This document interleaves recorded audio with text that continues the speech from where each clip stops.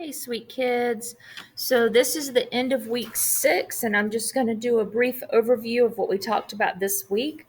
We started the week talking about the North and the industry, sometimes called the Second Industrial Revolution, that has happened in the North. We talked about these three guys, Rockefeller, Carnegie, and Vanderbilt, who set up monopolies. Rockefeller is Standard Oil, Carnegie's U.S. Steel, and Vanderbilt was railroads, and how they set up monopolies by dominating the business that they were in. And we said, were they captains of industry? Were they just really smart? Did they just work hard? Or were they really robbing from the, poor people to make themselves richer? And as it turned out, they were pretty much doing that. So they were very wealthy, but they built their business on the backs of, you know, workers being treated terribly, exploiting them, certainly child labor, just horrible living and working conditions.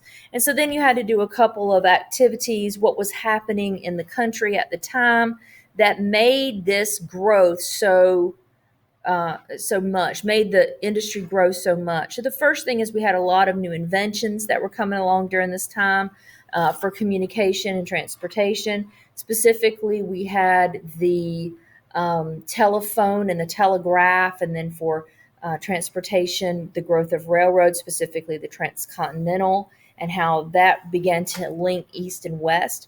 We had a record immigration, and this is what we call the new immigrants coming in from Southern and Eastern Europe, and then also from Asia, from China specifically, but also from Japan as well. And then at this time, there was a lot of government corruption. Government just kind of looked the other way and let big business do whatever they wanted to do because there was so much money to be had at the time. And then we looked at some of the positive things that came out of this time period. One of the positive things was there was a lot of jobs that were created, and that's what brought the immigrants to America at this time because there were so many jobs. There was a lot of money to go around. Though, unfortunately, we had the haves and the have nots. We had a few people with a whole lot of money and a lot of people with hardly any money. Some of these people, specifically Carnegie, was a philanthropist. He gave a lot of his money away to charity, to build libraries, to build schools, things like that. And then we talked about the negatives. And unfortunately, there's a lot more negatives than there are positives.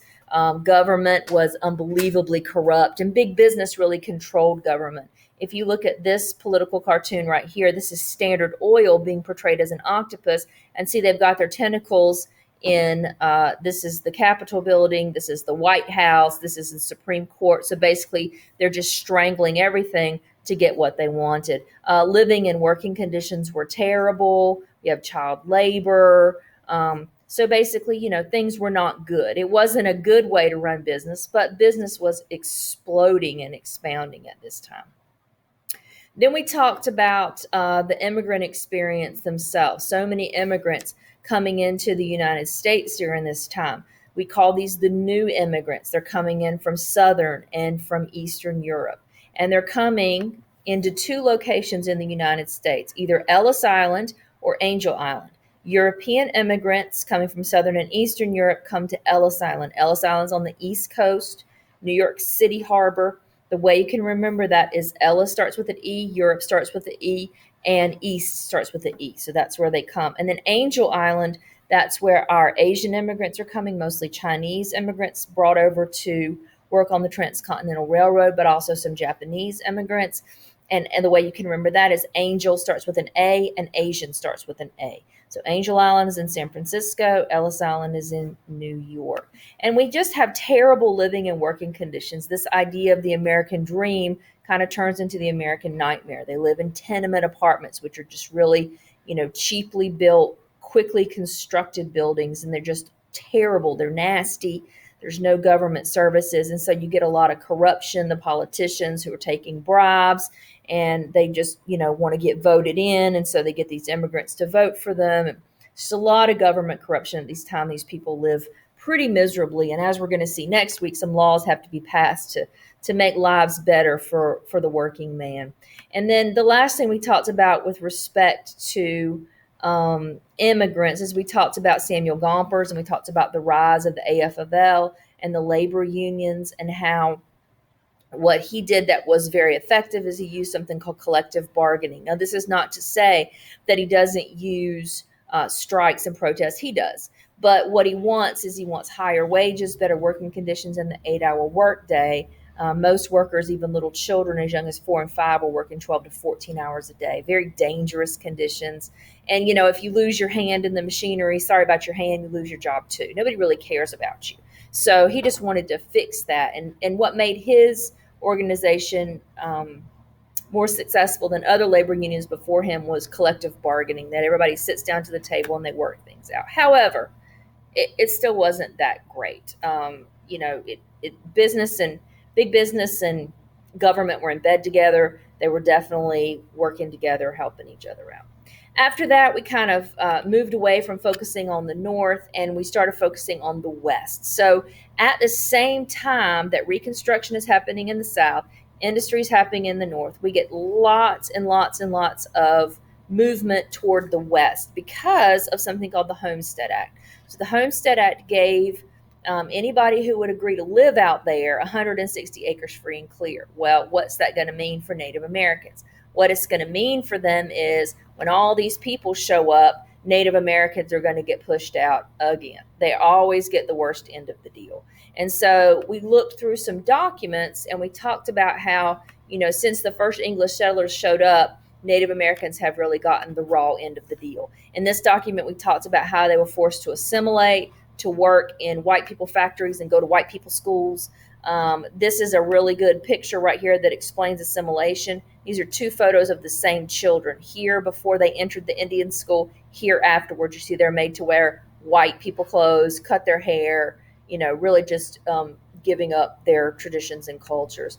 And then the next day we talked about the same kind of thing. Again, this is a good picture of assimilation. This is the same people before they entered the school and after they entered the school. We talked about the intentional destruction of the buffalo and how that just decimates the Plains Indians. This is a picture here of this dude standing on top of a pile of buffalo skulls, and here's the buffalo hides. And they were intentionally destroyed to make Native Americans dependent on the government, on the white man. This is a picture here of Native Americans living on reservations. And when you usually think about a reservation, you think about something fancy, going to a fancy restaurant where you need a reservation. This was just the opposite. This is the worst land, the nastiest land, the worst situation that you can imagine. And so they're forced to accept handouts because their land has been taken from them, their culture has been taken from them, their traditions, their young people are now taken away and put into white schools. And so they're just dependent upon the government. And still really today, it's the same situation. It's very sad. Buffalo, again, are completely destroyed. Native Americans are forced onto reservations. This is a map right here of the reservations that exist even to this day. And again, it's the worst land. It's the land nobody wants to live on.